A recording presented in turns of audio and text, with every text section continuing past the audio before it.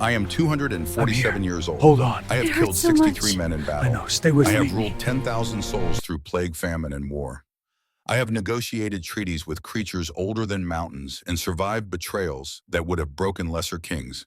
And I cannot get my 6-year-old daughter to eat breakfast. The morning light filtered through the stained glass windows of Shadowmere Castle, painting the stone floor in shades of crimson and gold. The air smelled of cold porridge and wood smoke from the dying fire. December 14th, 1885. The date burned in my mind like a brand. 6 months remained. 6 months to find a solution, or everything I had built would crumble. Winter sat at the table, small and pale, her dark hair falling across a face that looked too much like her mother's. The porridge in front of her had gone cold an hour ago, congealing into gray paste. She hadn't touched it, hadn't spoken, hadn't even looked at me. Her small hands lay motionless in her lap, fingers ice white in the morning chill. 4 years of silence. 4 years since Evangeline died. 4 years of watching my youngest daughter retreat further into a world I couldn't reach.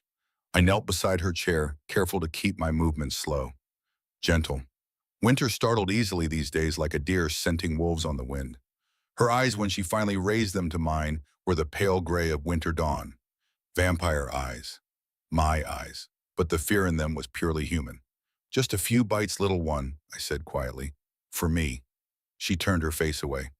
Behind me, Cassandra made a sound of disgust. 11 years old and already carrying the weight of a woman 3 times her age. My eldest daughter stood by the kitchen door with her arms crossed, red eyes flashing in the morning light. "She's not going to eat, Father. She never does when you ask." Cassandra's voice was sharp as broken glass.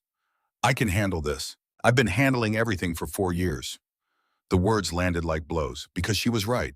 Cassandra had been mother, sister, and keeper of household peace since the day Evangeline died. She had taken on responsibilities that no child should bear, and she had done it without complaint, without asking for help, without showing weakness, until she started showing nothing at all. Felix, my 8-year-old son, looked up from his book with worried eyes. He was the peacekeeper, the gentle soul who tried to smooth every rough edge, fix every broken thing.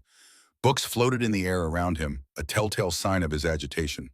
When Felix got emotional, objects tended to drift. "Maybe Winter would eat if we made blood pudding instead," he offered hopefully. "Remember how Mama used to make it with cinnamon? I found the recipe in her cookbook. I could try." "Stop talking about her." Cassandra's voice cracked like a whip. "Just stop." The silence that followed was thick enough to choke on. I closed my eyes, breathed, tried to remember the last time this house had felt like a home instead of a mausoleum. The children were fracturing. Cassandra was angry. Felix was desperately cheerful. Winter was disappearing into silence. And I was failing them. A king who could not protect his own family had no business sitting on a throne. The thought must have shown on my face because Felix's books dropped to the floor with a clatter. Winter flinched. Cassandra's expression softened for just a moment before hardening again. "Father," she said quietly, "the council meeting, you'll be late." Of course, the council. I rose to my full height, every inch the vampire king they expected me to be. Cold, controlled, untouchable. I adjusted my coat, checked my reflection in the darkened window. The face that looked back was pale and angular, dark hair touched with premature silver at the temples. 247 years, and I had aged more in the last 4 than in the previous 2 centuries combined. Grief did that to a man, even an immortal one. "Minerva will be here within the hour," I told Cassandra. "She'll stay with you until I return. We don't need a keeper." My daughter's chin lifted in defiance. "I'm perfectly capable." "I know you are." The gentleness in my voice surprised us both. "But I need you to be 11 years old today. Just for today. Can you do that for me?" Something flickered in her eyes. Something young and lost and desperately wanting to believe me. But she was my daughter, stubborn as winter frost and twice as cold. She looked away instead of answering. I left before she could see the defeat on my face. The council chambers sat in the heart of Shadowmere's government quarter, a massive stone building that had stood for 300 years. Inside, 12 vampire elders waited in judgment. 12 ancient creatures who had forgotten what it meant to feel human warmth, human love, human grief. They sat in a semicircle on elevated seats looking down on me like gods from Mount Olympus. Elder Mordecai presided at the center, his white hair falling past his shoulders, his eyes black as pitch. 290 years old, and he had spent every one of them accumulating power. To his left sat Obsidian Voss, my uncle, my rival, my greatest threat. Obsidian looked younger than his 250 years, with silver hair that caught the torchlight and eyes the color of fresh blood. He wore elegance like armor, every gesture calculated, every word precise. Where I had inherited my father's brutal directness, Obsidian had perfected the art of the knife in the dark. He smiled when I entered. It didn't reach his eyes. "Nephew," he said warmly, as though we were meeting for tea instead of my potential execution. "So good of you to join us. I was beginning to worry you'd forgotten."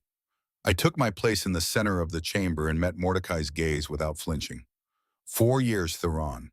The elder's voice echoed off the stone walls. 4 years widowed. The covenant requires balance. An immortal king must have a mortal queen.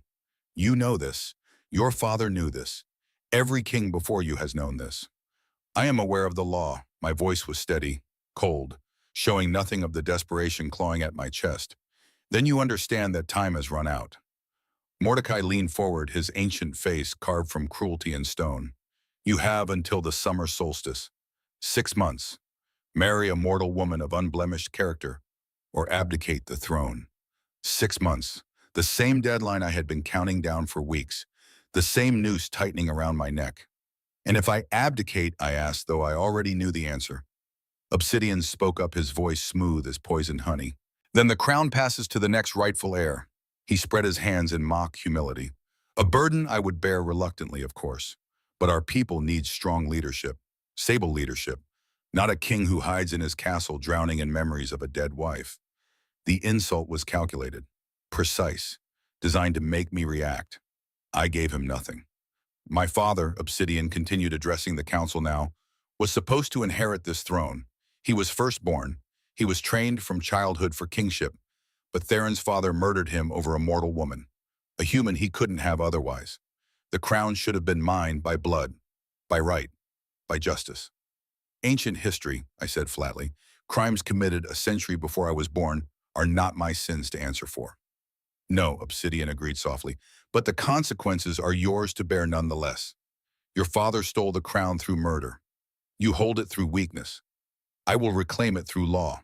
Mordecai raised a hand for silence. "Enough, the past is past. What matters is the covenant. Theron, you have 6 months to wed a mortal queen, or the crown passes to Obsidian by default. There will be no extensions, no exceptions. The law is absolute."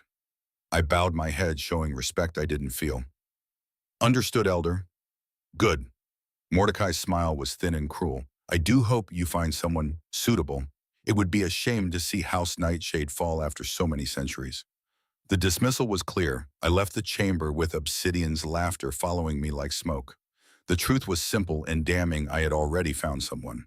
3 months ago, in a moment of desperation, I had written to a mail-order bride agency in Philadelphia. The letter had been clinical, precise, listing exactly what I needed. A woman of intelligence and character. Someone practical rather than romantic. A widow preferably, who understood grief and wouldn't expect love from a marriage of convenience. I had received 12 responses. I had chosen one. Rosalind Hartwell, 29 years old, widowed, former accountant. The letter she sent was neat and careful, the handwriting small and precise. She didn't promise to love me or care for my children. She didn't paint fantasies of domestic bliss. She simply stated her qualifications and asked for honest terms. Something about her directness appealed to me. Or perhaps I was simply desperate enough to grasp at any lifeline offered. The stagecoach was supposed to arrive at 3 o'clock in the afternoon. I had planned to meet her in town to explain the situation before bringing her to the castle, to give her a choice, even if that choice was an illusion. But the coach was late. By 4 o'clock, I was pacing the castle walls, watching the northern road through the gathering dark. By 5, I had sent Felix to town to inquire. By 6, Minerva was wringing her hands in the doorway, her weathered face creased with worry. "Storm's coming in fast, Your Majesty," she said quietly. "If that coach got caught on Dutchman's Ridge—" She didn't finish the thought. She didn't have to.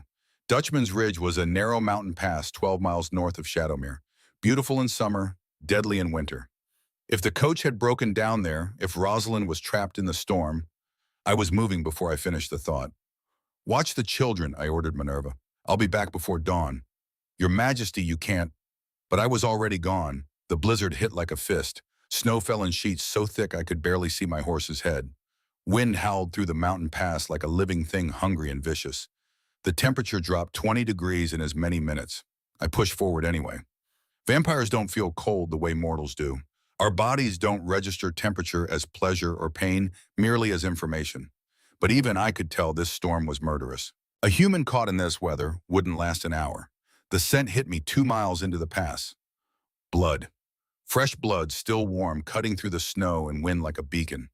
My body reacted instinctively, fangs descending, eyes bleeding to red. 2 centuries of control, and still the hunger could catch me off guard. But underneath the blood was something else, something that made my skin crawl with wrongness. Other vampires. I urged my horse forward, following the scent of blood and death through the white. The remains of the stagecoach appeared like a ghost through the snow. Overturned. Broken. The driver's body lay twisted in the road throat, torn open eyes staring sightless at the sky. Encircling the wreckage like wolves were 3 rogue vampires. They looked up as I approached, eyes glowing red and the dark mouths stained with fresh blood. Young ones. Feral. The kind who gave our species a reputation for mindless savagery. Mine, the largest one, hissed, gesturing to something behind the coach. Found her first. I dismounted slowly, deliberately. Let them see the crown seal on my coat, the authority in every movement. This is Shadowmere territory. I am Theron Nightshade, your king. Stand down. They exchanged glances. Hungry, calculating, deciding whether 3 against 1 was good enough odds. It wasn't. I moved faster than mortal eyes could track, faster than even young vampires expected. The first one I grabbed by the throat, lifting him off his feet, letting him see his death in my eyes, before I snapped his neck and dropped him in the snow. The second lunged at me. I caught her mid-leap, broke her back across my knee, threw her aside like kindling. The third ran. Smart. I let him go. I had more important concerns. Behind the overturned coach, half buried in snow, lay a woman. She was small, maybe 5'4". Her dress was black wool, torn and bloodstained. Her dark auburn hair had come loose from its pins, freezing in the wind. She wasn't moving. I knelt beside her, checking for breath, for pulse, for any sign of life. Her skin was ice cold. Her lips were blue, but her heart was still beating, faint and thready, fighting against the cold. Bruises covered her throat, fingerprints clear as a signature. Someone had tried to strangle her. Recently. The marks were fresh, angry purple against pale skin. Her lower lip was split. Her left cheek showed the yellow-green fade of an older bruise. This woman had been hurt, badly, repeatedly, and she had survived anyway. I gathered her into my arms, wrapping my coat around her slight frame. She weighed almost nothing, like a bird, like something the wind could carry away. Hold on, I whispered, though she couldn't hear me. Just hold on. The ride back to Shadowmere was the longest 12 miles of my life. I carried her through the castle doors just before midnight. Minerva took one look at the woman in my arms and went pale. Sweet, merciful heaven, she breathed. What happened to her? Rogues attacked the coach. Driver's dead. She's hypothermic and injured. I moved toward the stairs. Prepare the blue room, hot water, blankets, whatever she needs, and send for Father Cornelius. The priest, Minerva's eyes widened. Is she dying? I don't know, but if she is, I want last rites available. I took her to the warmest guest room in the castle, the one with southern exposure and a fireplace that could heat a small army. Minerva had already laid out blankets and started a fire that roared like summer. Between us, we stripped the wet clothes from Rosalind's frozen body, wrapped her in wool and fur, tucked her close to the flames. Her skin was so cold it burned to touch. I sat beside the bed and waited. Hours passed. The fire crackled. Snow fell past the windows in endless sheets. Minerva came and went, bringing hot stones to warm the bed tea that went cold, and untouched, worried glances that I pretended not to see. Father Cornelius arrived near dawn, his half-vampire nature allowing him to walk freely between our world and the mortal one. He examined Rosalind with practiced hands, checking her breathing, her pulse, the extent of her injuries. She'll live, he said finally. The hypothermia isn't severe enough to cause permanent damage. The bruising will heal. But Theron, he turned to me with troubled eyes. Someone hurt this woman. Badly, and not just once. These are the marks of sustained abuse. I looked at the fingerprints on her throat and felt something ancient and violent stir in my chest. The part of me that had killed 63 men in battle. The part that remembered what it meant to be a monster. Who did this to her? I asked quietly. You'll have to ask her that yourself. Father Cornelius closed his medical bag. If she chooses to tell you, He left as the sun began to rise. I stayed, watching this stranger sleep.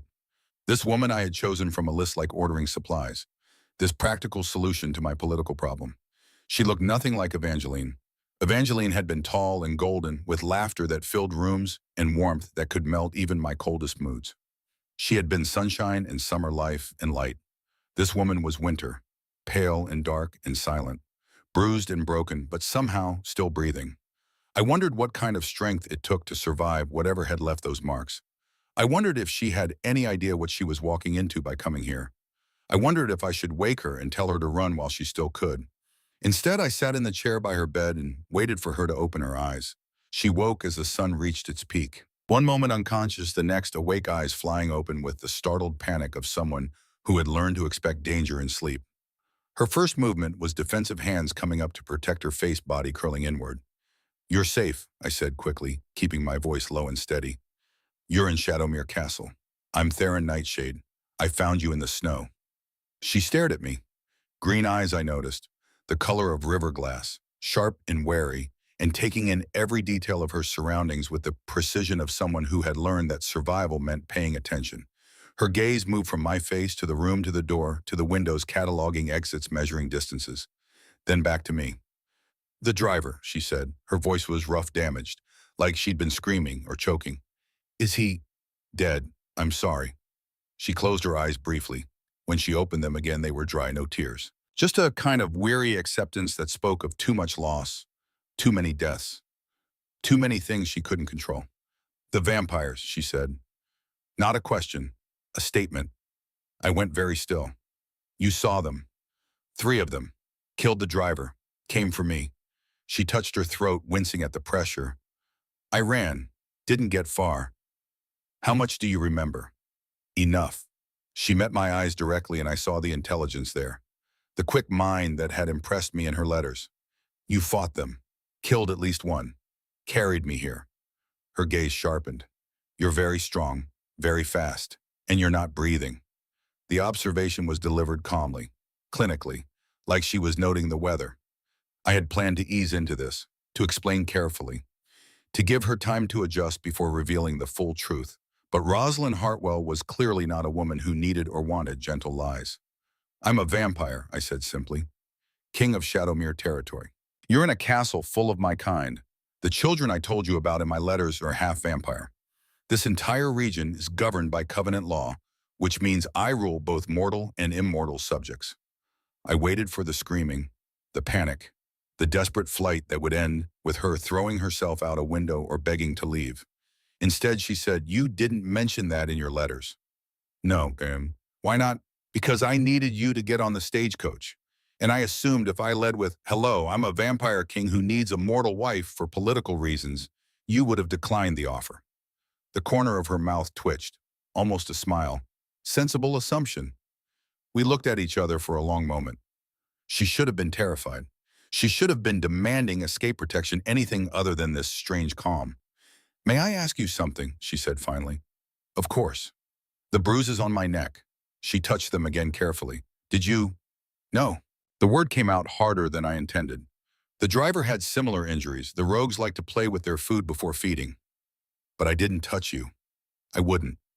She studied my face with those sharp green eyes, reading truth or lies in whatever she found there. "All right," she said. "Just that. All right." Like she had decided to trust me, or at least pretend to. And that was the end of it.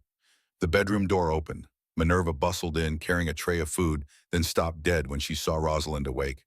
"Oh, thank the saints," she breathed. "I was so worried." She set the tray down and moved to the bed, fussing with pillows and blankets like a mother hen. "How are you feeling, dear? Are you warm enough? Hungry? I've brought soup and bread. Nothing heavy, you understand, but you need to eat something." "Minerva," I said gently, "give her space to breathe." The old housekeeper stepped back, wringing her hands. "Of course, Your Majesty. Forgive me. It's just—" her voice dropped. "Those marks on her throat. What monster would do such a thing?" Rosalind's expression shuddered, walls going up behind her eyes faster than a portcullis dropping. "My brother-in-law," she said flatly. "Emmett Creed, after my husband died." The words fell into silence like stones into deep water. Minerva made a sound of pure rage. "He ought to be horsewhipped. No, that's too kind. He ought to be—" Minerva, I said again more firmly. Perhaps you could bring fresh tea. She looked between us, reading the tension, the need for privacy. Of course, I'll be just downstairs if you need anything. When she was gone, I turned back to Rosalind. She was staring at the fire, her face carefully blank. You don't have to tell me, I said quietly. It's your story, your pain. You don't owe me explanations. I came here to marry you. Her voice was as empty as her expression. You should know what you're getting. My husband, Virgil Creed, was a confidence man. He cheated people out of their savings and used our family name to do it. When he died drunk, fell down the stair, broke his neck, his brother Emmett took over the household, took the business, took me. She touched her throat again, an unconscious gesture. Emmett told everyone I had helped Virgil with the swindles. He forged documents proving it, had me arrested. I ran before they could take me to trial. She finally looked at me. There might be people looking for me, Mr. Nightshade. Federal marshals, bounty hunters. If that's a problem, it's not a problem, I said. And it's your majesty, not Mr. Nightshade. Though you may call me Theron, if you prefer. Theron? She tested the name like a foreign word. Greek means hunter. My father had pretensions. Another almost smile. And Rosalind means gentle horse. My mother had hopes. We sat in silence for a moment, two strangers bound by necessity and circumstance, neither of us knowing quite what to say. I should tell you about the offer, I said finally. The real one, not the sanitized version I put in the letter. Please, my sovereign. I stood and moved to the window, looking out over the snow-covered valley. My kingdom, my prison. Vampire law requires balance. An immortal king must have a mortal queen. It's called the Covenant, and it's been in place for 1,000 years. My wife died 4 years ago. I have 6 months to remarry, or I lose the throne. To whom? Well, my uncle, Obsidian Voss. I searched for words. Complicated. His father was supposed to inherit the crown. My father killed him to prevent it. Obsidian has spent 200 years planning revenge. And you think he'll be a worse king than you? It wasn't a question. I know he will be. He's cruel, corrupt. He sees mortals as food and resources, nothing more. If he takes the throne, this territory will become a nightmare. Rosalind was quiet, processing. So you need a wife, any wife, as long as she's human and technically married to you. Yes. And in exchange, a room with a lock, wages, protection, 2 months to decide if you want to stay. If you don't, I'll pay your passage anywhere safe. I turned to face her. I won't force you, Rosalind. I won't lie to you. I won't pretend this is a love match or anything other than what it is, a business arrangement. But I will keep you safe. That I can promise. She looked at me for a long time. I could see her mind working, weighing options, calculating odds. This was a woman who had survived an abusive marriage and a murderous brother-in-law. She wasn't going to make decisions based on emotion or hope. I need to see the children, she said finally. Before I decide anything, I need to meet them. Of course. And your financial records. If I'm going to be queen even on paper, I want to know the state of the kingdom. I blinked. My what?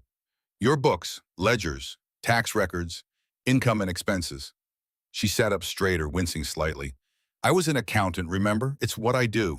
And if someone's trying to take your crown, they're probably doing it through money as much as politics. The idea had never occurred to me. You want to audit my kingdom. I want to understand it. There's a difference, Reheneo. She pulled the blankets closer. In my experience, the truth is always in the numbers. People lie. Documents don't. At least not well. I found myself almost smiling. You're an unusual woman, Rosalind Hartwell. I'm a survivor, Your Majesty. There's a difference. The children met her that afternoon. I had warned them, of course. Explained that a guest was recovering from the attack. That she might stay. That they should be polite and not ask intrusive questions about her injuries. Felix absorbed this with wide-eyed fascination. Cassandra with cold suspicion. Winter with silence. We gathered in the formal sitting room, the one with afternoon light and comfortable chairs. Rosalind wore one of Minerva's dresses, plain gray wool, that hung loose on her slight frame. The bruises on her throat were darkening to purple. She moved carefully like someone whose body hurt, but refused to show it. Felix was the first to approach, bouncing on his toes with barely contained energy. Books floated around his head like planets orbiting the sun. You're the lady from Philadelphia. I looked it up in Father's atlas. It's 842 miles from here. That's a very long way. Did you ride the train? I've never been on a train. Father says maybe when I'm older. Do you like trains? I think they're fascinating. All that steam and engineering. There's a book about locomotives in the library. I could show you if you want. Do you like books? What's your name, father, said Rosalind. But that's very formal. Can I call you Rose? My name is Felix. I'm 8. I can make things float, but only small things. Watch. A teacup lifted off the side table and drifted toward her. Felix, I said quietly. Breathe. He blushed and the teacup dropped. Rosalind caught it before it hit the floor, her reflexes quick as a cat's. She set it down carefully and smiled at my son. Hello, Felix. Yes, you may call me Rose.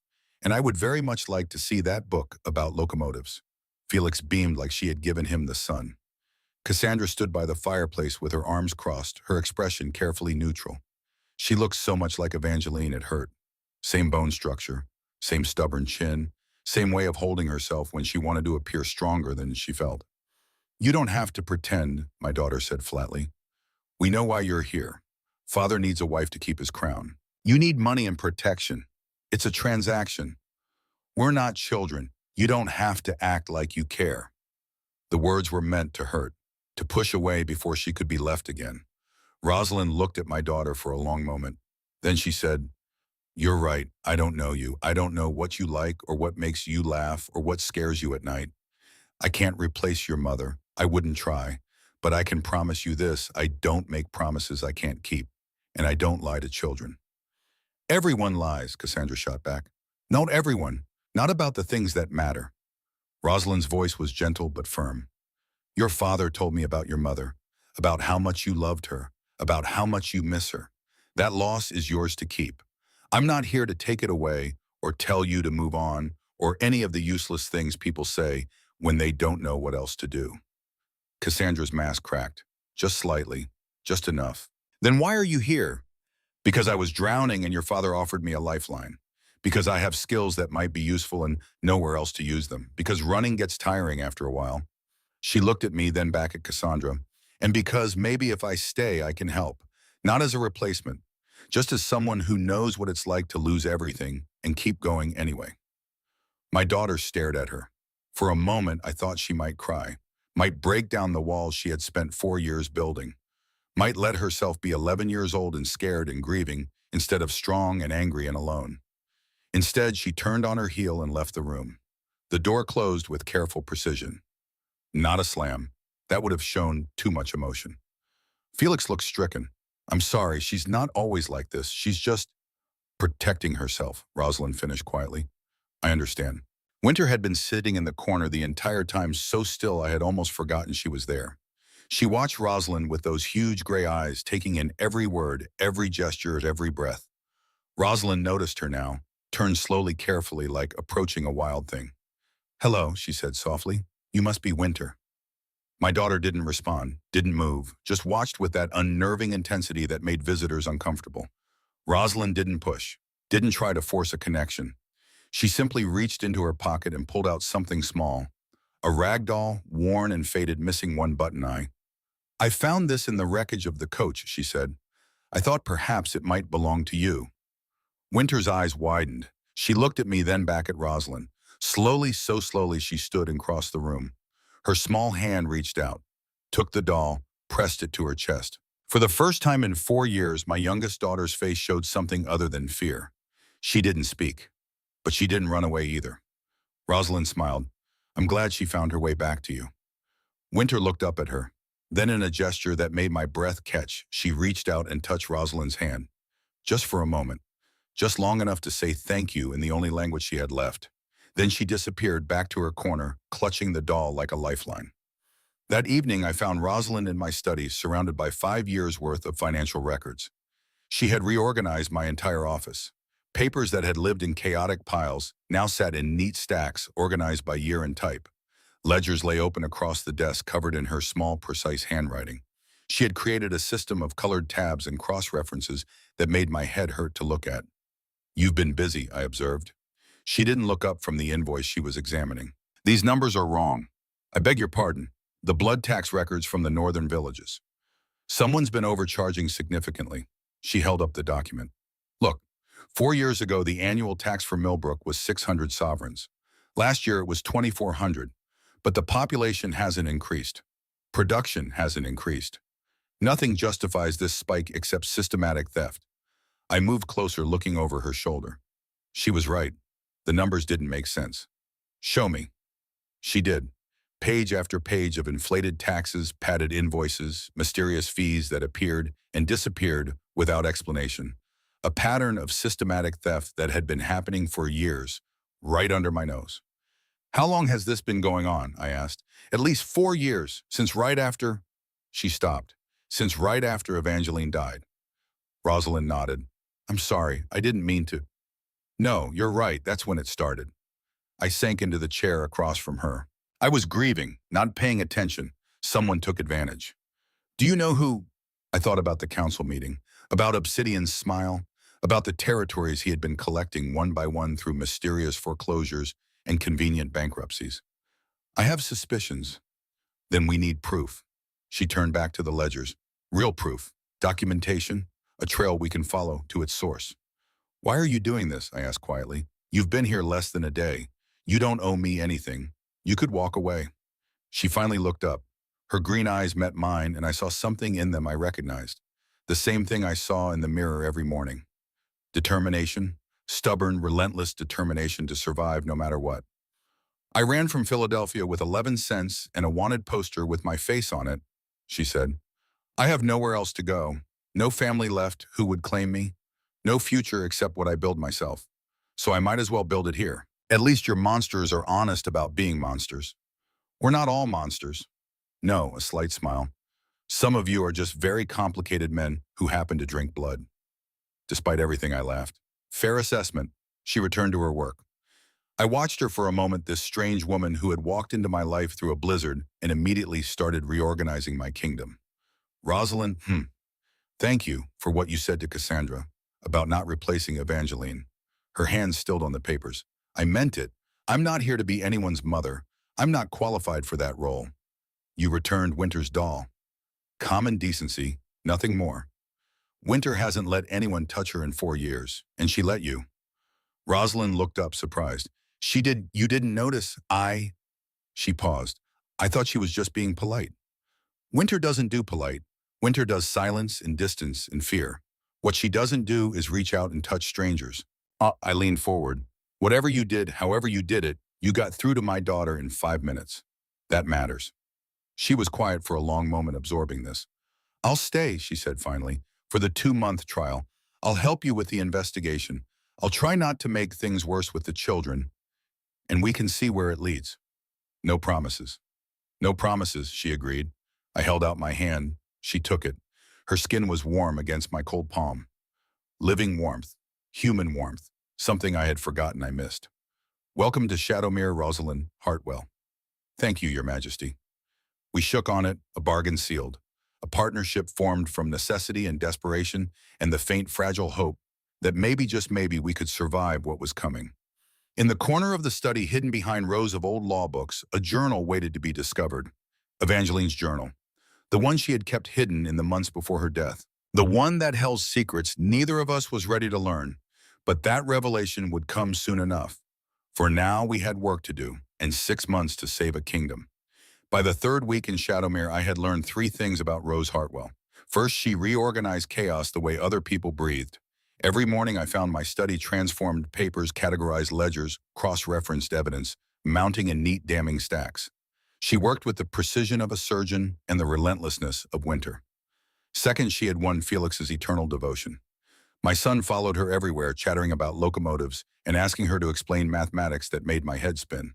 She never showed impatience, never dismissed his questions, just answered with the same careful attention she gave my kingdom's finances. Third, she was thawing Cassandra, slowly, grudgingly. My eldest daughter still bristled at Rose's presence, still watched her with suspicious eyes. But the walls were developing cracks. Small things. Cassandra accepting help with mending without argument, asking Rose's opinion on a book, sitting at dinner without finding an excuse to leave early. In Winter. Winter watched from doorways, silent but present, clutching that rag doll like an anchor. 3 weeks of forgetting, sometimes for hours at a time, that this was supposed to be a business arrangement. The villages needed me. That became clear the moment Rose finished her audit and laid the evidence across my desk like weapons in an armory. Maps marked with red pins showing territories bleeding money. ledgers documenting a systematic theft so elaborate it could only have been orchestrated by someone with intimate knowledge of how kingdoms fell. "You need to see this yourself," she said one morning, her finger tracing a route through the northern settlements. "Numbers on paper are one thing, watching people starve is another. If you're going to fight Obsidian, you need to understand what he's done. Really understand it." She was right. I had been a king in name only for 4 years, hiding in my castle, drowning in memories, letting the world outside my grief continue without me. That ended today. We rode out at dawn, just the two of us. Rose sat her horse with surprising grace for a city woman, her dark cloak snapping in the winter wind. The bruises on her throat had faded to yellow shadows. She looked stronger now, less like something about to break, more like steel wrapped in silk. The first village was Millbrook, population 327, mostly human farmers who grew wheat and raised cattle to supply Shadowmere's markets. They had been loyal to House Nightshade for 6 generations. They should have been prosperous. Instead, I found decay, houses with roofs caving in, children too thin wearing clothes that had been patched and repatched until more thread than fabric remained, fields lying fallow because farmers couldn't afford seed. The village elder, a man named Thomas Brennan, who I remembered as robust and laughing now, looked like a scarecrow dressed in human skin. "Your Majesty," he bowed, and the gesture looked painful.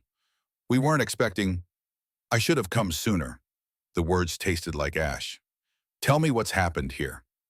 Thomas exchanged glances with the other villagers who had gathered. Fear in their eyes, not of me, of speaking truth to power. Rose dismounted and moved to stand beside me. Small gesture, powerful message. Whatever they said, she would hear it too. Witness it, remember it. "The taxes, sire." Thomas's voice was barely a whisper. "They've been rising, each year worse than the last. We can barely feed our families." I looked at Rose. She nodded, understanding what I needed. "How much are you paying now?" she asked gently. 2,400 sovereigns last year, my lady.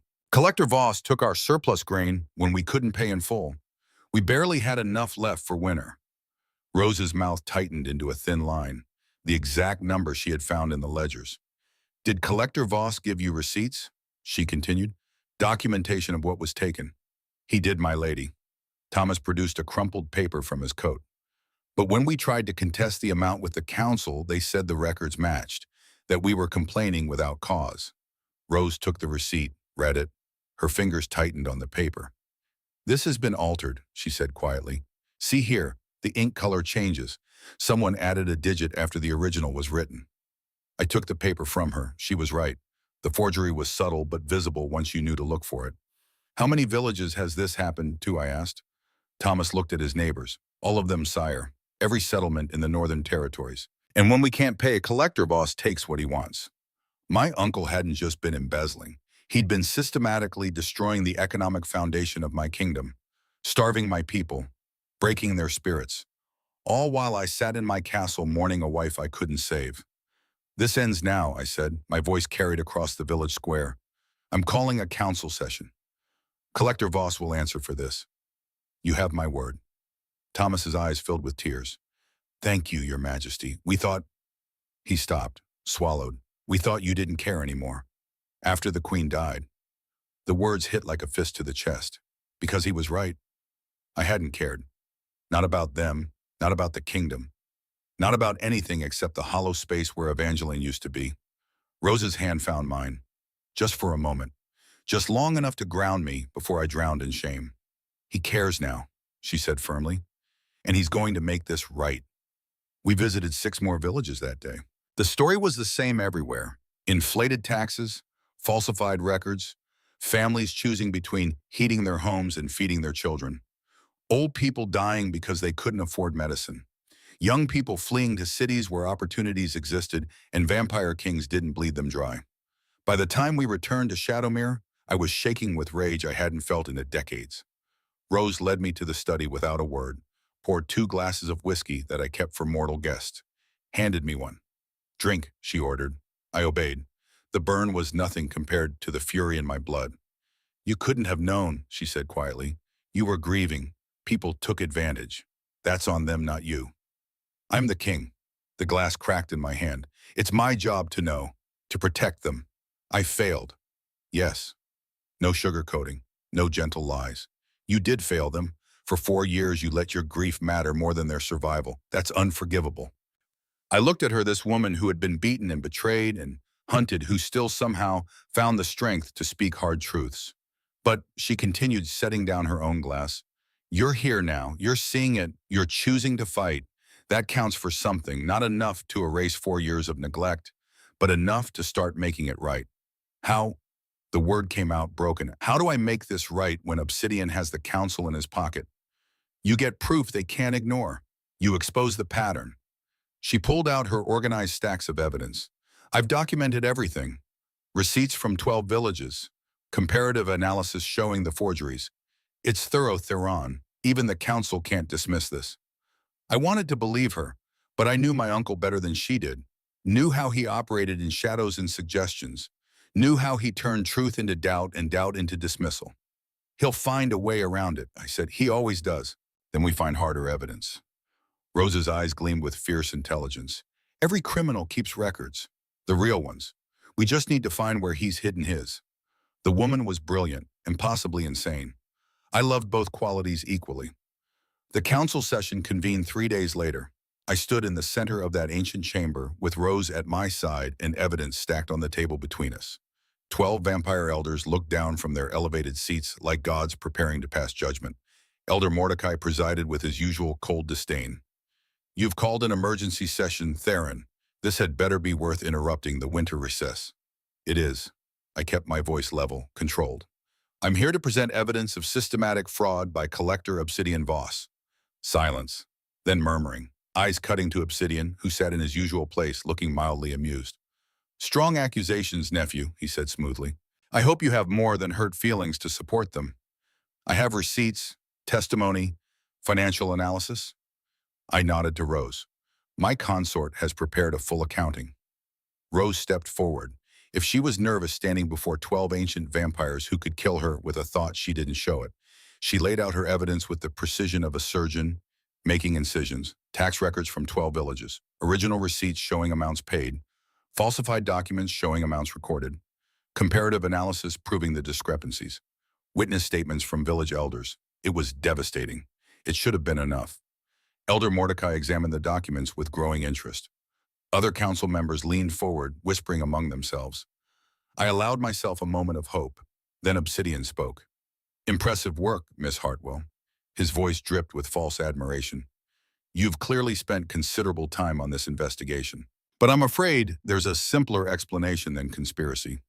He stood and moved to the evidence table with languid grace, picked up one of the receipts, held it to the light. These villages have been underreporting their production for years, hiding surplus to avoid taxation. I've merely been correcting their accounting errors. He smiled at the council. The amounts they actually owe would bankrupt most of them.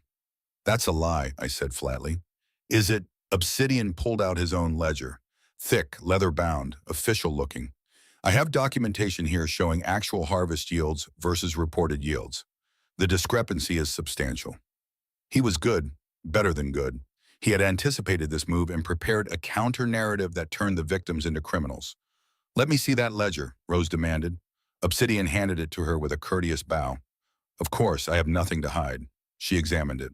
Page after page of harvest records, production estimates, population counts, all supporting Obsidian's version of events. All meticulously documented. All completely fabricated. I could see the truth in the set of Rose's shoulders, the way her fingers tightened on the pages. She knew these numbers were false, but proving it would require access to historical records we didn't have. This is impressive fiction, she said quietly, but it's still fiction. Prove it. Obsidian's smile widened. I've shown my documentation. You've shown yours. The council must decide which set of records is more credible. Elder Mordecai leaned back in his seat. The council will need time to review both sets of evidence. We'll reconvene in 1 week to render judgment. 1 week. 7 days for Obsidian to cover his tracks, to intimidate witnesses, to shore up his lies with more lies. We were losing. Then the chamber doors opened. A figure stepped inside, wrapped in a traveling cloak dusted with snow. He threw back his hood, revealing a face I hadn't seen in months. Gray hair, hard eyes, the badge of a federal marshal pinned to his coat, and beside him, smiling like a wolf, stood Emmett Creed. Forgive the interruption, honored council. Emmett's voice was smooth as oil. But I bring information relevant to these proceedings. Every instinct I had screamed danger. Rose had gone very still beside me, the kind of stillness prey animals achieve when predators draw near.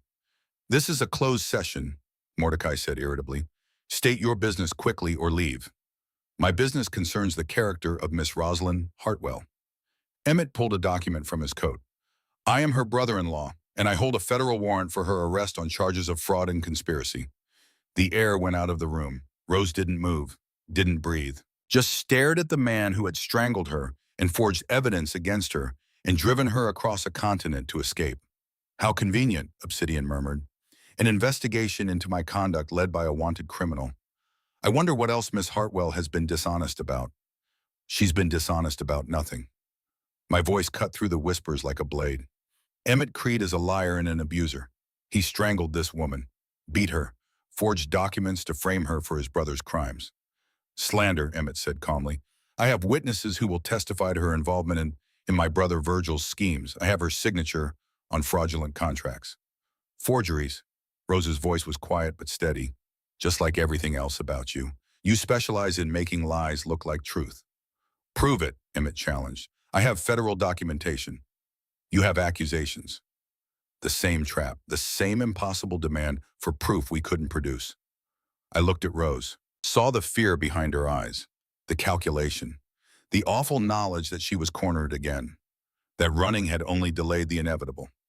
I'll leave, she said quietly. Your Majesty, I'll go with them. You don't need to lose your throne because of me. No. The word came out harder than I intended, louder, echoing off stone walls and ancient ceilings. No, I repeated. I've lost too much already. I won't lose you. Rose's eyes widened. Theron, Rose Hartwell is under my protection. I turned to face the council. Let them see the king I used to be. Before grief, before weakness. She is my consort, my partner. Anyone who touches her answers to me. She's a criminal, Emmett said. She's under my protection. I bared fangs. Let them see the monster underneath the civilized veneer. And you're trespassing in my territory. That gives me every right to throw you out. Violently. The marshal shifted uncomfortably. He was mortal. Smart enough to know when he was outmatched. But Emmett was either braver or more foolish. You can't protect her forever. Watch me. I looked at Rose, saw something in her eyes I hadn't seen before. Not fear, not calculation, something warmer, fiercer. She stays. The investigation continues. And in 1 week, this council will decide the truth. Obsidian's smile never wavered, but something cold flickered behind his eyes. 1 week, then. He bowed mockingly. I look forward to proving my innocence. He left with Emmett in tow. The council dispersed. The marshal looked between us, clearly calculating whether arresting a vampire king's consort was worth the political nightmare it would create. He left without another word. Rose and I stood alone in the empty chamber. You didn't have to do that, she said quietly. Yes, I did. Theron Azra, no. I turned to face her. Listen to me, I've spent 4 years being afraid. Afraid of feeling, afraid of losing. But you know what I realized today? She shook her head. Not caring hurts worse. Watching those villages starve while I hid. Watching my children fracture. Watching you prepare to sacrifice yourself. I took her hands. They were warm and alive and real. I'm done being afraid. Whatever happens next, we face it together. Agreed. Rose looked at me for a long moment. Then she smiled, small and real and breaking through like sun after storm. Agreed. The blizzard came that night. Not weather. Worse. I was in the study with Rose going over evidence for the 100th time when Cassandra burst through the door. Father, my daughter's voice cracked. It's Winter. Something's wrong. I was moving before she finished speaking.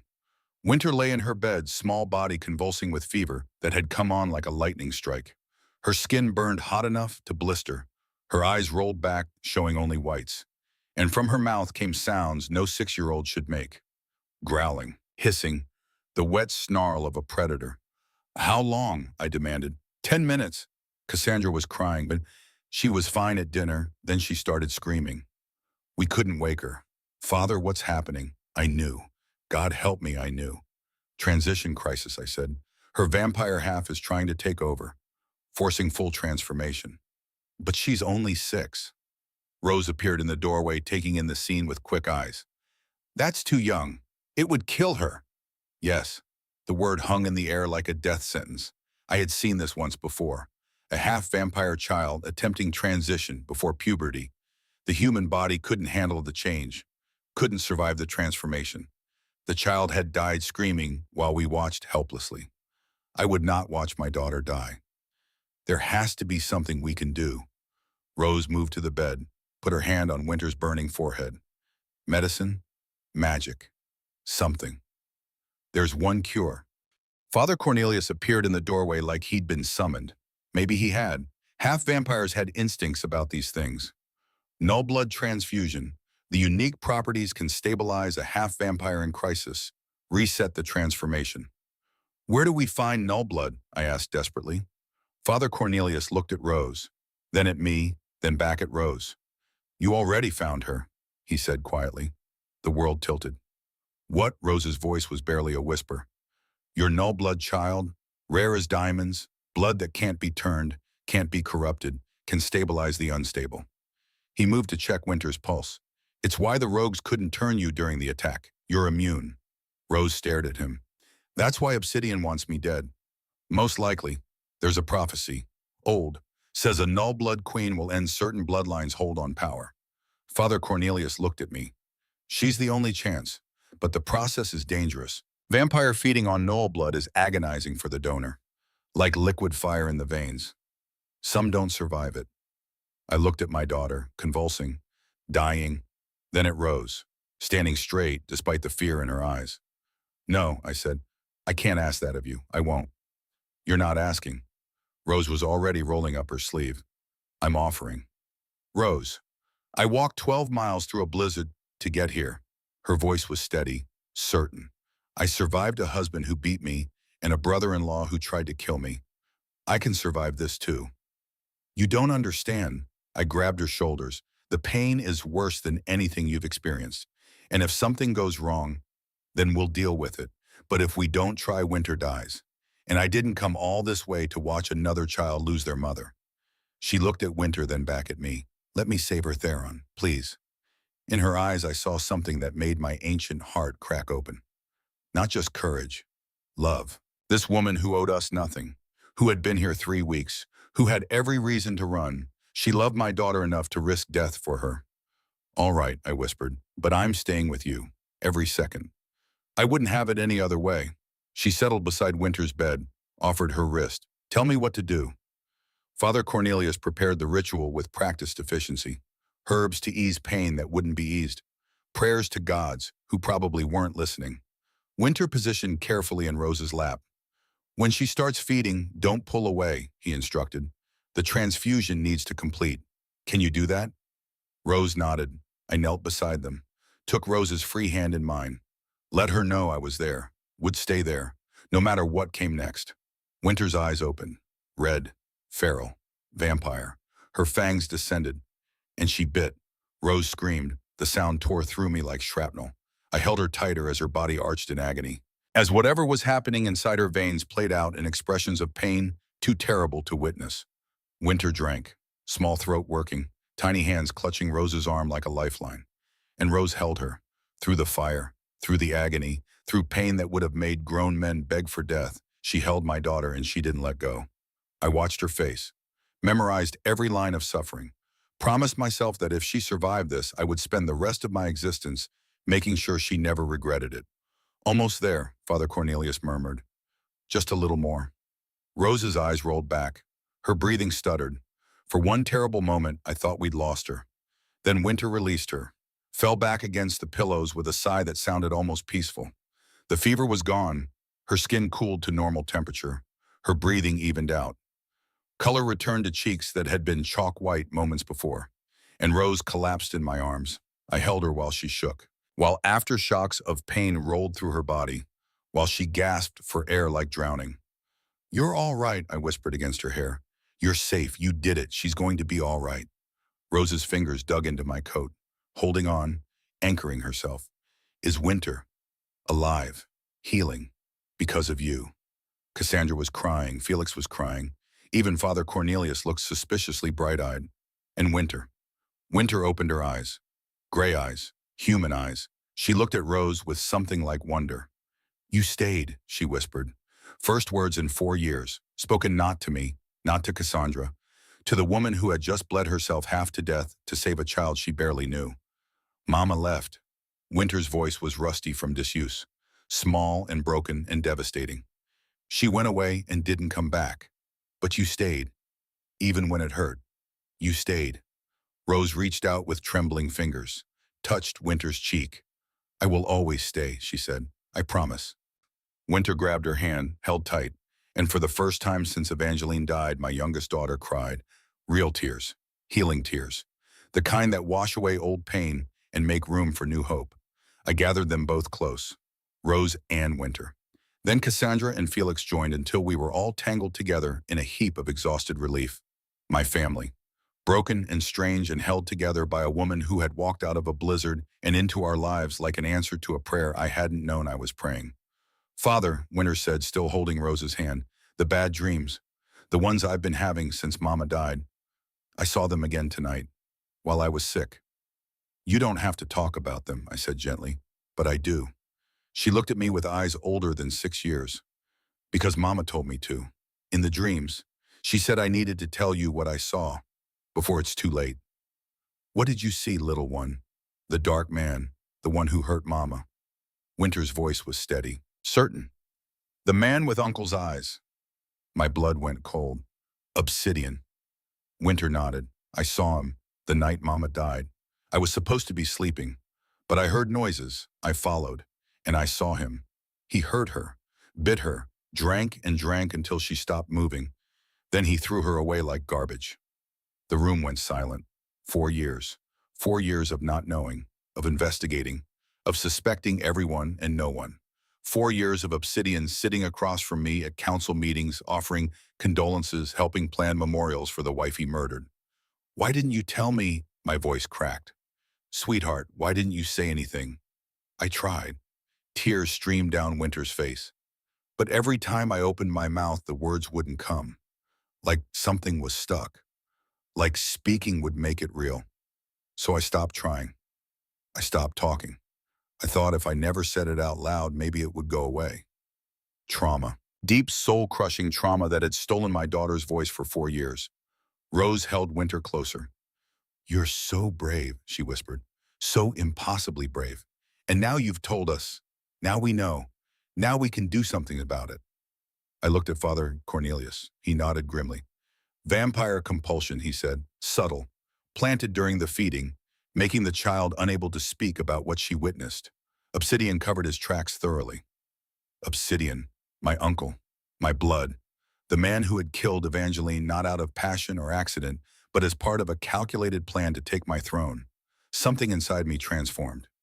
I had been surviving, existing, moving through the world like a ghost, no more. Rose, I stood, helped her to her feet. I need you to do something for me. Anything. I need you to figure out where Obsidian keeps his real ledger, the one with all his actual crimes recorded, because we're not waiting for the council to decide. We're not playing by his rules anymore. You're going to break into his estate. Yes. And steal his evidence? Yes, Rose smiled. When do we leave? You think I'm letting you do this alone? She touched my face. You just publicly declared me your consort, protected me from Emmett, held me through the worst pain of my life. We're in this together, Theron. All of it. I kissed her. Couldn't help it. Couldn't stop it. Just pulled her close and pressed my mouth to hers and tasted courage and stubbornness and something that felt dangerously like love. When we broke apart, she was smiling. So that's a yes to the breaking and entering, she asked. That's a yes to everything. We spent 2 days planning. Rose used every resource at her disposal. Old property records showing the layout of Obsidian's manor, servant schedules, guard rotations, the movements of a man who thought himself untouchable. He's meticulous, she said, marking routes on a hand-drawn map. Everything documented, everything controlled, which means the ledger will be somewhere secure but accessible. His studied, I said, is second floor, south wing. He has a safe hidden behind a portrait of our grandfather. How do you know? Because I have the same safe, in the same location. Family tradition. Rose laughed despite everything. Vampires in your dramatic flair. The night we chose was moonless, dark as pitch, perfect for monsters to move unseen. I left Minerva in charge of the children with strict instructions to bar all doors and let no one inside until we returned. Cassandra hugged me fiercely before we left. Felix made me promise to come back. Winter pressed her rag doll into my hands. "For luck," she whispered. "Mama always said dolls keep the bad dreams away." I tucked it inside my coat, over my heart. Then Rose and I rode into the dark. Obsidian's manor sat on the eastern edge of Shadowmere, a sprawling estate that had belonged to his father before him. Beautiful in daylight, sinister at night, we approached from the back through gardens gone wild with winter. "Remember," Rose whispered, "I'll keep watch. You get the ledger, in and out." Agreed. I moved like smoke, silent, invisible. 200 years of practice made infiltration second nature.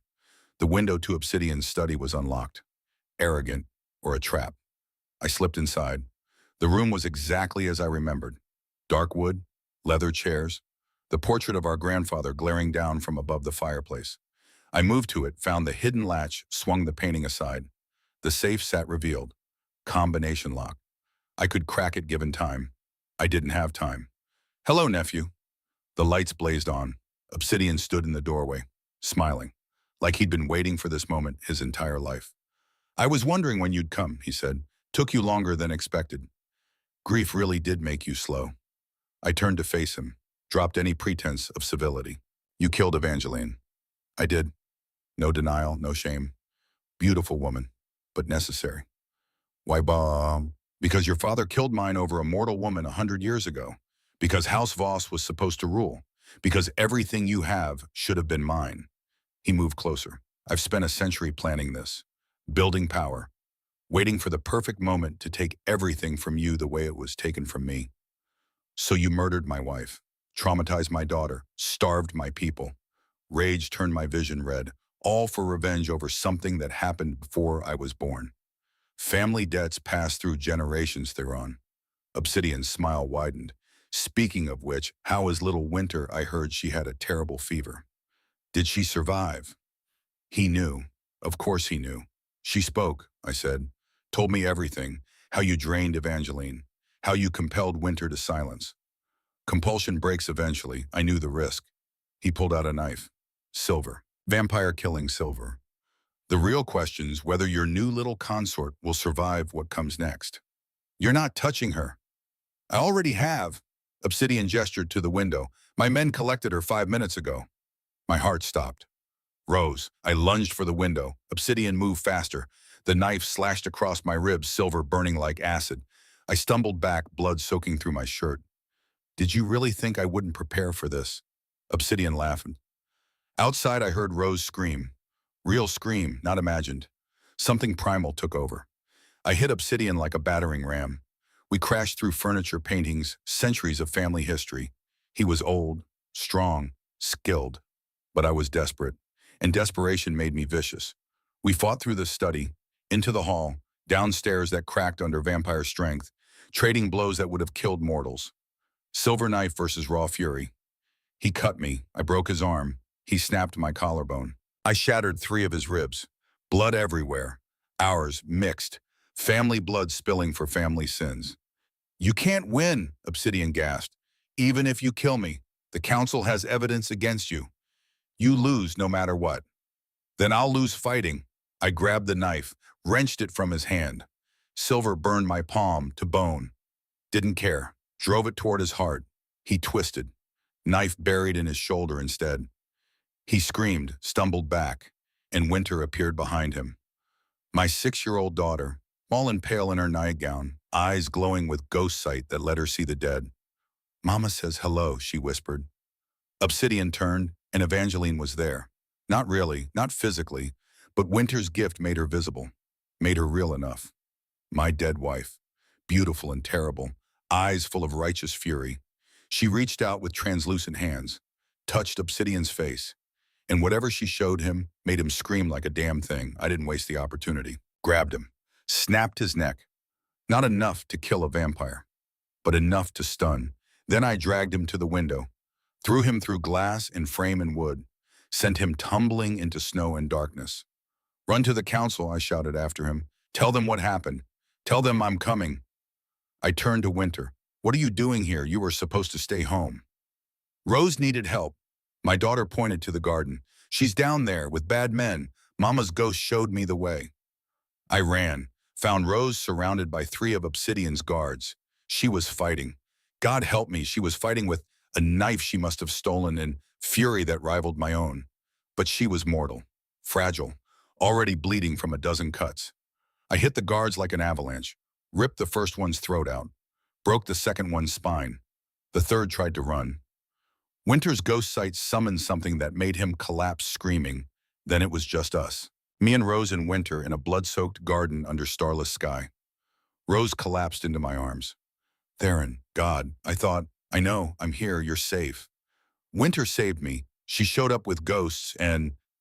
Rose laughed hysterically. Your daughter is terrifying. She takes after her father. Winter held up something she'd grabbed during the chaos. A ledger, black leather, gold clasp, Obsidian's real records. Every crime, every theft, every murder, all documented in his meticulous handwriting. Mama's ghost told me where to find it, Winter said proudly, while you were fighting. I stared at my daughter, this child who had been silent for 4 years, who now commanded spirits and retrieved evidence and looked at carnage without flinching. You're incredible, I said. I know. She handed me the ledger. Now let's go show the council what Uncle really is. We rode back to Shadowmere through the dark, broken, bleeding, triumphant. And when dawn came, we would finish this. Dawn broke over Shadowmere like a blade. We rode through gates that had stood for 3 centuries past guards who stared at our blood-soaked clothes and battered bodies, with expressions caught between horror and awe. I held Rose in front of me on the saddle, her back against my chest, her breathing shallow but steady. Winter sat behind us, small arms wrapped around my waist, the stolen ledger clutched against her nightgown like a talisman. We looked like survivors of a war, which in a way we were.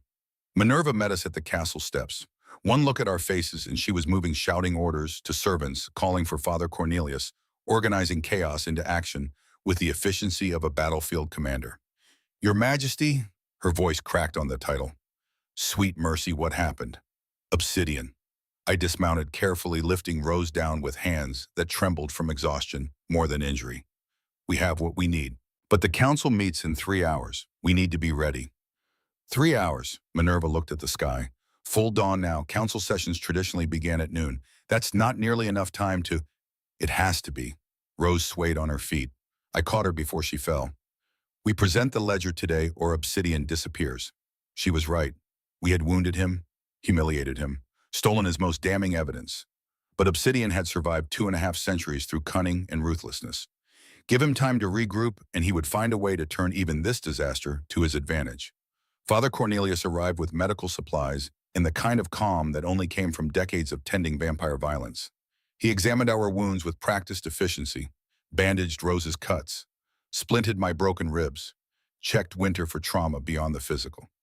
She's holding up remarkably well, he murmured, watching my daughter organize the ledger pages into categories on the kitchen table. Considering what she witnessed tonight, she's stronger than any of us. I touched Winter's hair as I passed. She looked up and smiled. Small gesture, monumental meaning. She gets that from her mother. Both mothers, I suspect. I glanced at Rose. She was helping Cassandra sort evidence, explaining legal procedures with patience that belied her exhaustion. Felix sat nearby reading relevant sections of covenant law aloud. My family, fractured and strange and held together by a woman who had been with us barely a month, a woman I was falling in love with. The realization should have terrified me. Instead, it felt like waking up. We need to gather witnesses, Rose said, looking up from her work. Everyone Obsidian has heard. If we're going to do this, we do it right. We make the evidence so overwhelming the council has no choice but to act. That will take days we don't have. Then we work fast. She stood wincing as stitches pulled. Minerva, you know everyone in Shadowmere.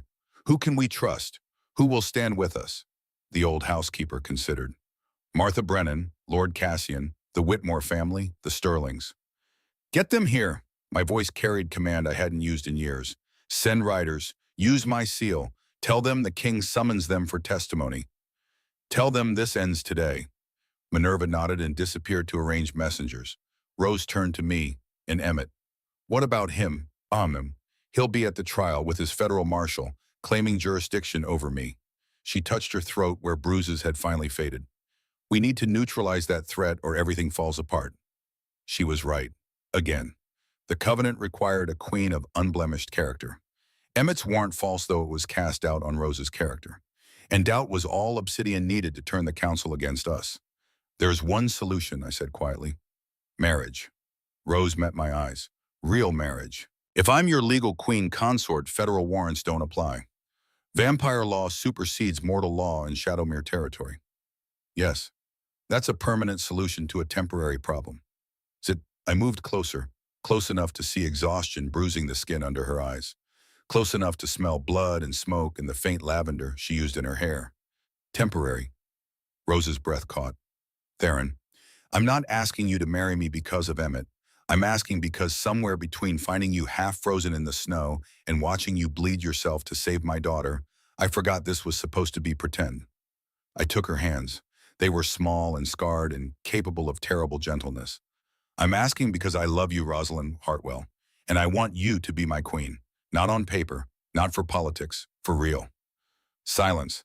The kitchen around us faded to background noise. Children working, servants moving, the ordinary chaos of preparing for battle. All of it distant compared to the woman in front of me. Say something, I whispered. Rose laughed, soft and broken and beautiful. You propose at the strangest time. I'm 247 years old.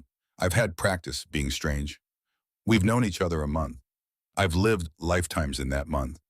I'm wanted for crimes I didn't commit. So am I if Obsidian has his way. I can't give you more children. The doctors said. She stopped, swallowed. Virgil made sure of that. The confession landed like a blow. I had wondered why she never mentioned children of her own, why she spoke of her marriage with such careful emptiness. Now I knew. Virgil Creed had damaged her in ways that went beyond bruises and broken bones. I have 3 children, I said gently, who adore you, who need you, who would be devastated if you left. That's enough. More than enough. Your counsel can accept it or challenge me. I'm done letting fear of loss control my decisions. I pulled her closer. You walked through a blizzard to get here. You saved my daughter's life. You stood beside me against my uncle and your abuser. If that's not the definition of a queen, I don't know what is. Tears tracked down Rose's cheeks. I'm terrified. Of what? That this is real, that I'm allowed to have this, that it won't be taken away the moment I let myself believe. I understood that fear, had lived with it for 4 years. The fear that loving meant losing, that opening your heart meant giving the world ammunition to destroy you. I can't promise nothing will ever hurt us, I said. I can't promise we'll live forever without pain or loss or grief, but I can promise that whatever comes, we face it together. No more hiding, no more surviving when we should be living. Rose looked at me for a long moment, then she kissed me, soft and fierce and tasting of salt tears and something that felt dangerously like hope. When we broke apart, she was smiling through the crying. Yes, she whispered, I'll marry you today, right now, before I lose my nerve. You've never lost your nerve in your life. Then before you come to your senses and realize you could do better. Impossible. I kissed her forehead, her cheeks, the corner of her mouth that curved when she was trying not to smile. You're already the best thing that's ever happened to me. Winter appeared beside us holding 2 rings she'd apparently been hiding in her nightgown pocket. Mama's rings, she said quietly. She told me to keep them. For when Father found someone new, someone who would love us even though we're strange and broken and half vampire. The rings gleamed in morning light, simple gold bands, nothing fancy, everything meaningful. Your mother, my voice cracked. Evangeline knew. Ghosts know things. Winter pressed the rings into Rose's hand. Mama says you're perfect, and that she's happy Father found someone who fights as dirty as she did. Rose laughed and cried and pulled Winter into a hug that encompassed both of us. My family, broken and strange and more real than anything I'd known in years. We should get married before the council session. Rose said practical, even in the middle of an emotional moment. Make it legal before Emmett can object. Agreed. I looked at Father Cornelius. Can you perform a covenant ceremony in the next hour? The priest smiled. For you, your majesty, I can perform one in the next 20 minutes. We married in the castle chapel. No time for elaborate preparation. No grand ceremony with hundreds of witnesses. Just us and the children and Minerva and a handful of servants who had watched me grieve for 4 years and now watched me choose life again. Rose wore the same gray dress from earlier bloodstains, scrubbed out but still visible in certain light. I wore my council robes, formal black, that made me look every inch the Vampire King. We looked like warriors getting married between battles, which again was accurate. Father Cornelius stood before the altar with his prayer book and his half-vampire wisdom, and the kind of smile that suggested he'd been waiting for this moment since Rose first arrived. "Dearly beloved," he began, "we are gathered in the sight of gods and witnesses to join Theron Nightshade and Rosalind Hartwell in the sacred covenant of marriage." The words were old, adon, traditional, spoken over countless vampire mortal unions throughout centuries, but they felt new in my mouth. "Theron Nightshade," Father Cornelius turned to me. "Do you take this woman as your queen, your consort, your partner in all things mortal and immortal? Do you swear to protect her, honor her, and love her until final death claims you both?" "I do." The words came easier than breathing. "With everything I am." "Rosalind Hartwell," he turned to her, "do you take this man as your king, your husband, your partner in all things mortal and immortal? Do you swear to stand beside him, challenge him, and love him until final death claims you both?" Rose's voice was steady, strong. "I do, with everything I have." "Then by the power vested in me by covenant law and divine grace, I pronounce you wed." Father Cornelius pulled out a ceremonial dagger, silver, etched with runes older than Shadowmere itself. "The blood binding if you're willing." The traditional vampire wedding included blood sharing, a literal mingling of mortal and immortal. It wouldn't turn Rose, her null blood prevented that, but it would create a bond deeper than mere legal contract. It was also optional. I looked at Rose, gave her the choice. She held out her hand without hesitation. Father Cornelius made a small cut across her palm, then mine. We pressed them together, blood to blood warmth, to cold mortal, to immortal. The bond snapped into place like a string pulled taut. I felt her, not just physically, but deeper. Her heartbeat, her breath, the fierce determination that kept her standing despite exhaustion, the love that she was still afraid to name, but felt nonetheless. "You may kiss your bride," Father Cornelius said with barely concealed amusement. I didn't need to be told twice. This kiss was different from the desperate ones we'd shared before. This was promise, commitment, the kind of kiss that said forever and meant it. When we broke apart, Winter was crying happily. Felix was grinning. Cassandra was trying to look unaffected and failing miserably. "Welcome to the family, Rose," my eldest daughter said quietly. "Really welcome. Not just staying in the spare room welcome." Rose pulled her into a hug. "Thank you for letting me in." "You broke in. We just stopped trying to kick you out." They laughed. And something that had been broken in my family for 4 years finally started healing. Minerva produced champagne from somewhere. We toasted to new beginnings and second chances, and the strange paths that led broken people to each other. Then the clock struck 11. 1 hour until the council session. 1 hour to organize testimony and evidence and witnesses who were still riding hard to reach Shadowmere in time. 1 hour to prepare for a battle that would determine the future of the kingdom. Rose squeezed my hand. "Ready. With you beside me always." We left the chapel as husband and wife, king and queen, partners in every way that mattered. And if the universe was kind, we'd live long enough to enjoy it. The council chamber filled like a storm gathering. I had never seen it so crowded. The traditional 12 elders sat in their elevated seats, but below them packed every noble family I had summoned, every village elder who could make the journey, every person Obsidian had wronged over his 2 centuries of calculated cruelty. They stood in rows, silent, waiting. A jury of peers who had already decided the verdict and just needed the trial to make it official. Obsidian arrived fashionably late. He wore elegance like armor, despite the broken arm I'd given him and the silver burns that hadn't finished healing. His entourage included hired muscle and expensive lawyers and an air of superiority that suggested he still believed himself untouchable. Emmett Creed walked beside him. The sight of Rose's abuser standing with my uncle made something violent uncoil in my chest. They had coordinated this, planned it. 2 predators working together to destroy the people who threatened their power. Not anymore. Elder Mordecai called the session to order, then with 3 strikes of his gavel, the sound echoed off ancient stone like judgment itself. We reconvened to address accusations of fraud and embezzlement against Collector Obsidian Voss. His black eyes swept the crowd. "This is highly irregular. Council sessions are typically closed to—" "This is a matter of public interest," I interrupted. Every person in this room has been affected by the crimes we're here to discuss. They have a right to witness. You overstep Theron. I'm exercising my right as king to demand transparency, or has the council forgotten that we serve the people, not the other way around? Murmuring through the ranks of witnesses. Agreement, support, the kind of energy that came from years of silent suffering, finally given voice. Mordecai's mouth tightened. Very well, present your evidence. I stepped forward. Rose moved with me, a united front. She carried the ledger.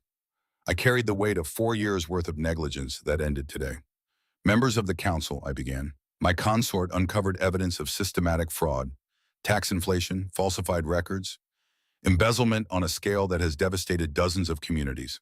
The pattern pointed to one individual. Collector Obsidian Voss. Obsidian stood.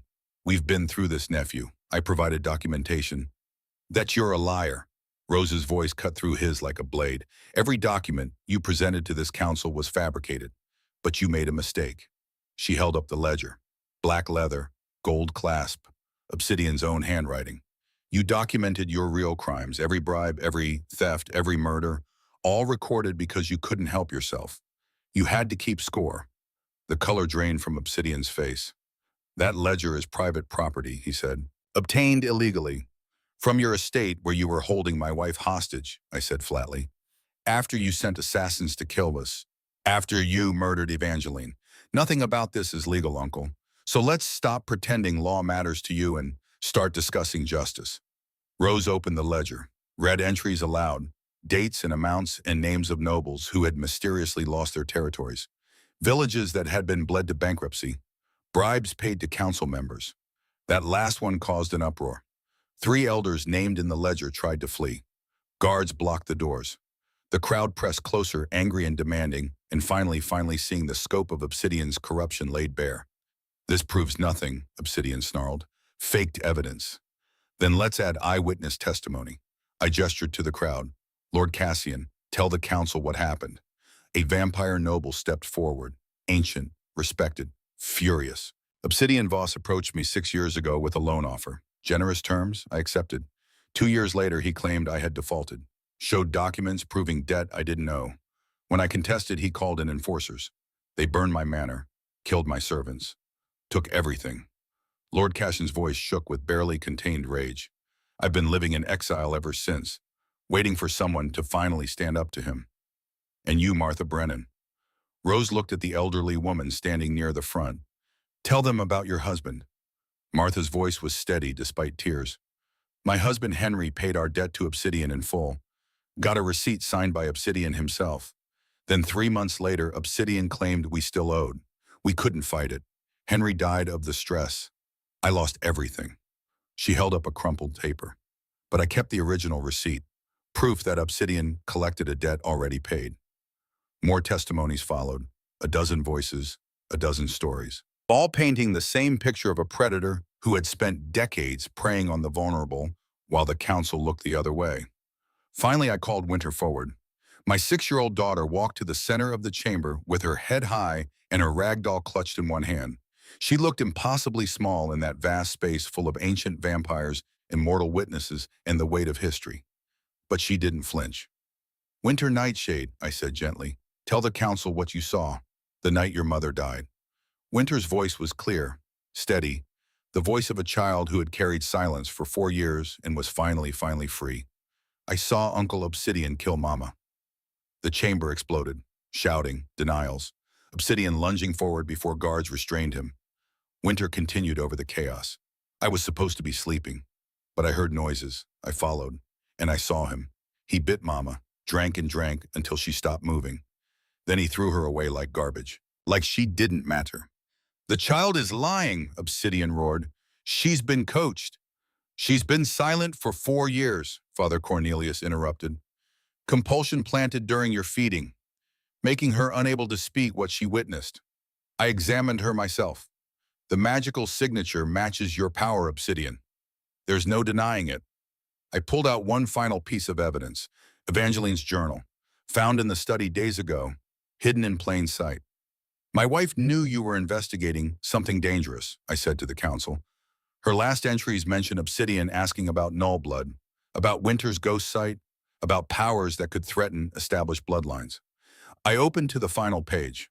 Her last words were these: "O knows about the prophecy. He's going to kill me to prevent it. If you're reading this, I'm already dead. Don't let him win." Silence, the kind that preceded avalanches. Elder Mordecai looked at the evidence, at the ledger, at the crowd of witnesses, at Obsidian restrained by guards and radiating hatred. "Obsidian Voss," he said slowly, "you stand accused of regicide, embezzlement, fraud, assault, conspiracy. How do you answer?" For a moment, I thought Obsidian would maintain his facade, continue denying, play the political game he'd mastered over centuries. Instead, he laughed. "How do I answer?" He shook off the guards, straightened his coat, looked at me with eyes full of ancient hatred. "I answer that your father murdered mine over a mortal whore, that House Voss was robbed of its rightful inheritance, that every crime you accuse me of was justice for that original sin. My father's crimes aren't mine to answer for. No, but his legacy is yours to bear." Obsidian's mask finally cracked. "You want to know why I killed Evangeline? Because she was null blood. Because the prophecy said a null blood queen would end my bloodline's power. Because if I couldn't have the throne, I'd make damn sure you suffered for holding it. And the embezzlement, building a war chest, gathering allies, preparing for the day I could take everything from you the way it was taken from me." He looked at the council. "I regret nothing. I'd do it all again. The only thing I regret is not killing you when I had the chance." Confession. Complete. Unambiguous. Damning. Elder Mordecai's face hardened. "Obsidian Voss, you have confessed to regicide before witnesses. You have admitted to decades of fraud and corruption. You have shown no remorse. This council has no choice." The gavel struck 3 times. "You are found guilty on all charges. Sentence is death by sunlight, to be carried out at dawn tomorrow. Assets forfeit to the crown. Territories returned to rightful owners. May whatever gods you believe in have mercy on your soul. This council certainly won't." Guards moved in, silver chains, holy water, the implements used to restrain vampires who had lost all right to freedom. Obsidian didn't struggle, just smiled at me with something like satisfaction. "You think you've won," he said quietly, "but ruling is harder than deposing. You'll see, the crown will eat you alive, just like it ate your father. And when it does, I'll be waiting in whatever hell vampires go to." Laughing, they dragged him away. The crowd erupted in cheers. Justice delayed for years finally delivered. Nobles reclaiming their honor. Villages seeing their oppressor bound for execution. I should have felt triumphant. Instead, I just felt tired. Rose's hand found mine, squeezed gently. "One more thing," she said quietly. "Right. Emmett." The man stood near the back of the chamber, federal marshal beside him, looking considerably less confident than when he'd arrived. "Emmett Creech," I called. "You came here with a warrant for my wife's arrest." "That's right." He tried to project authority, failed miserably. "Rosalind Hartwell is wanted for fraud in Philadelphia. I'm here to waste everyone's time." Rose stepped forward. "Those charges are based on forged documents, fabricated by you to frame me for your brother's crimes. You can't prove that." "Actually, I can." She produced papers from her pocket. "I kept copies of the real contracts, the ones without my signature, the ones that prove Virgil worked alone." She turned to the council. "I also have testimony from witnesses in Philadelphia who saw Emmett forging my name, who heard him bragging about framing me." Emmett's face went pale. "Those are the truth." Rose's voice hardened. "You beat me, strangled me, tried to destroy me because I was convenient scapegoat for your brother's failures. But I survived, and now you're going to answer for it." The federal marshal cleared his throat. "If the evidence is falsified, I can't execute the warrant." "Federal law has no jurisdiction here," I interrupted. "Shadowmere territory operates under covenant law. And under covenant law, Rosalind Hartwell is my queen. Attempting to arrest her is an act of aggression against the crown. You can't." "I can, I am. And if you set foot in my territory again, I will consider it an act of war." I looked at Emmett. "As for you, you have 1 hour to leave Shadowmere. After that, anyone who sees you has my permission to treat you as hostile. You're threatening a mortal citizen. I'm promising justice to an abuser who thought he could hide behind paperwork." I let my fangs descend. Let him see the monster underneath the king.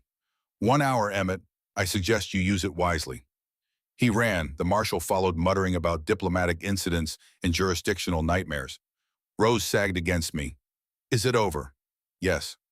Really over. Really, I kissed the top of her head. Obsidian faces execution. Your charges are dismissed. The kingdom's treasury will be restored. We won. She started laughing, then crying, then laughing again. We won, she repeated. We actually won. The crowd pressed close, congratulating, thanking, celebrating a victory that belonged to all of them. I held my wife and let them have their moment. We had earned it. That night, we prepared for the execution. Guards reinforced the courtyard post with silver chains. Father Cornelius blessed the space with prayers older than memory. The council gathered witnesses who would attest to justice served. Rose and I stood on the castle battlements as the sun set, watching preparations below. She leaned against me, exhausted but peaceful. You don't have to watch tomorrow, I said quietly. The execution. It will be difficult. I need to see it finished, need to know he can't come back. She looked up at me. We close this chapter together. Remember. I kissed her forehead, together. We returned to the castle as twilight deepened. Minerva had prepared a quiet dinner. The children were already asleep, exhausted from the day's events. Rose and I ate in comfortable silence, then retired to our chambers. Our chambers, not separate rooms, not a business arrangement. Husband and wife. The next morning came too quickly. Obsidian's execution began with the dawn. The ancient laws were clear. Regicide demanded death by sunlight, the cruelest end for a vampire. Slow burning that took hours. Agony measured in degrees of light. Rose insisted on attending. So we stood on the castle battlements as guards dragged Obsidian to the courtyard below. Silver chains held him to the post. Holy water had weakened him to the point where struggling was impossible. He looked small in that vast space, not like the monster who had terrorized a kingdom, just an old vampire who had let hatred consume him. Any last words? Elder Mordecai asked. A courtesy extended even to the condemned.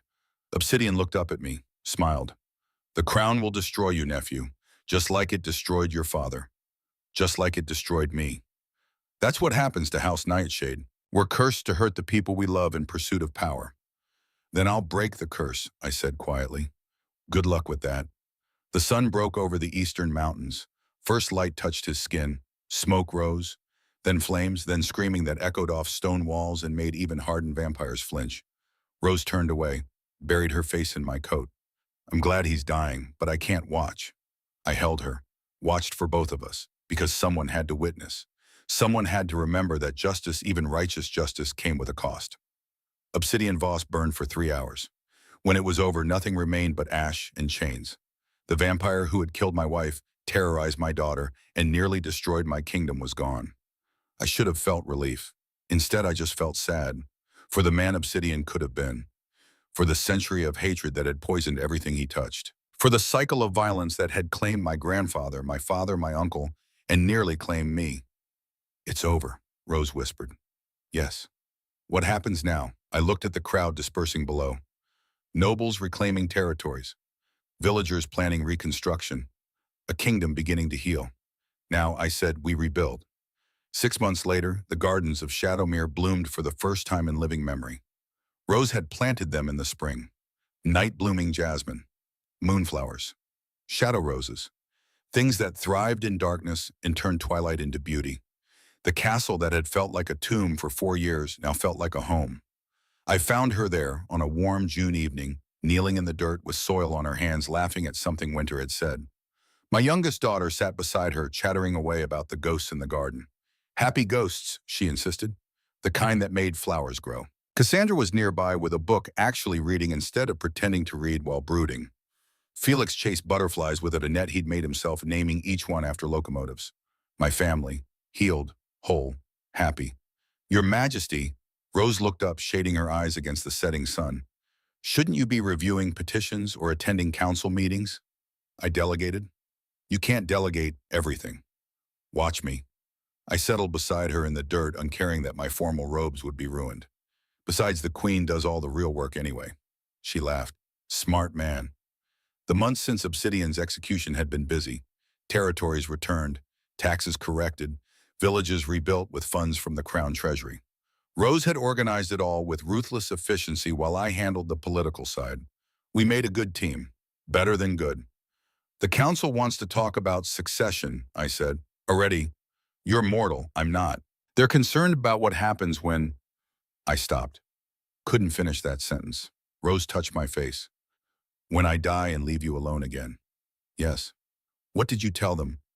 That we'll address it when necessary, that I'm not interested in planning your death while you're sitting in my garden very much alive. I caught her hand, pressed a kiss to soil-stained knuckles, that I choose to live into the present instead of mourning a future that hasn't happened yet. Wise king. Desperate king. There's a difference, Wyman. She kissed me, soft and warm and tasting of earth and growing things. I love you, she said, in case I don't or not say it enough. You say it every day. I mean it more every day. Winter interrupted by presenting us with a flower crown she'd woven. For the queen, Mama's ghost helped.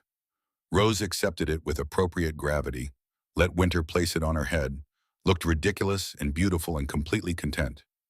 Tell your mama thank you, she said. She says you're welcome, and that she approves of how you've redecorated her study.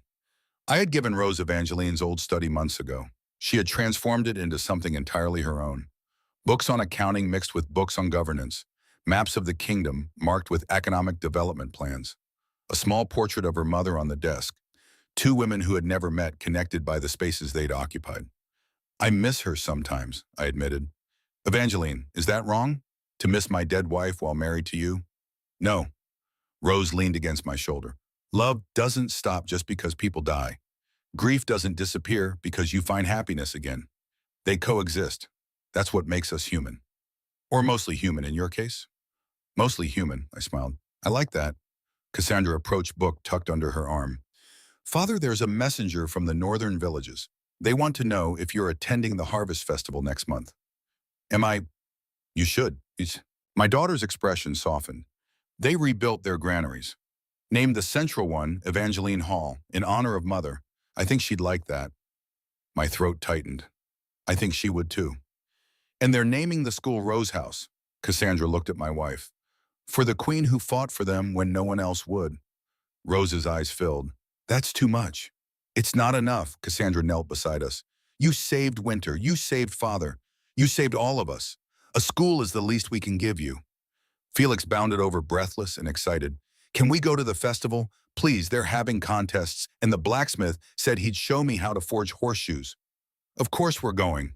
I looked at my family, gathered in a garden that shouldn't exist in vampire territory, laughing and planning and living. We'll go together. All of us. Winter climbed into Rose's lap. Will there be cake? Probably. Good. Mama's ghost likes cake. We sat there as the sun set and the moon rose and the night-blooming flowers opened their petals to darkness. The castle behind us glowed with warm light. Music drifted from the village below. Somewhere in the distance, someone was singing. Do you ever regret it? Rose asked quietly. Writing to that mail-order agency. Getting a bride through advertisement instead of romance. Every day. She stiffened. I regret, I continued, that I didn't write sooner, that you had to suffer years with Virgil before finding your way here, that you walked through a blizzard half dead to reach me. I regret all the pain it took to bring you to Shadowmere. But not the result. Never the result. I pulled her closer. You're the best thing that ever happened to me, Rosalind Nightshade, and I will spend every remaining century I have proving it. She rested her head on my shoulder. You might get bored. I'm mortal. Finite. You walked into a kingdom alone and unarmed and took down a 200-year conspiracy in 3 weeks. You bled yourself to save my daughter. You stood before the council and demanded justice. There is nothing ordinary about you. Sweet talker. Truthful husband. Winter yawned against Rose's chest. Felix had settled in the grass half asleep. Cassandra watched the moon rise with an expression of peace I hadn't seen in years. This was the future Obsidian said would destroy me. This quiet moment. This gentle happiness. This choice to love despite knowing love could hurt. But he was wrong. Love wasn't weakness. Love was walking through a blizzard for a stranger who needed you. Love was fighting monsters to protect children who weren't yours by blood, but became yours by choice. Love was building gardens in dark places and teaching flowers to bloom at night. Love was sitting in the dirt with your family and calling it perfect. Come on, I said, standing and lifting Winter into my arms. Let's get these children inside before they fall asleep in the roses. Rose gathered Felix. Cassandra collected gardening tools. We walked back to the castle together, a strange little family held together by choice and courage, and the stubborn refusal to let darkness win. Inside, Minerva had prepared dinner. The kitchen smelled of bread and roasted vegetables and the kind of warmth that turned houses into homes. We ate together, laughed together, told stories and made plans, and existed in the ordinary magic of being alive. And later, after the children were asleep and the castle was quiet, Rose and I stood at our bedroom window overlooking the kingdom. Lights twinkled in the valley below. Stars burned overhead.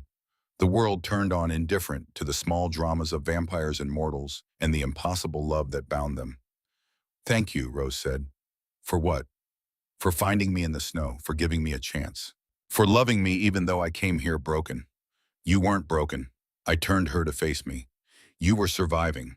There's a difference, and the fact that you survived everything life threw at you and still had room in your heart for 3 damaged children and 1 very foolish vampire king, that's not broken.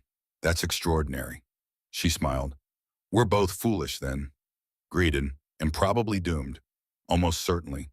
But happy?" I kissed her, long and slow and full of promises I intended to keep. Deliriously happy. I had been 247 years old when Rose Hartwell walked into my life. I had killed 63 men in battle. I had ruled 10,000 souls through plague and famine and war. But I had never truly lived until the moment a bruised mail-order bride collapsed in the snow and taught me that the strongest thing you can do is keep going. Keep fighting. Keep loving. Keep choosing life even when death would be easier. This was the kingdom I had built. Not in blood or violence or ancient law, but in gardens and laughter and children sleeping safely in their beds. In a wife who challenged me and completed me and reminded me daily that strength came in many forms. In the radical act of choosing hope over despair. Light over darkness. Love over hate. The moon rose higher. The stars burned brighter. And in Shadowmere Castle, a family slept peacefully, safe, loved, home.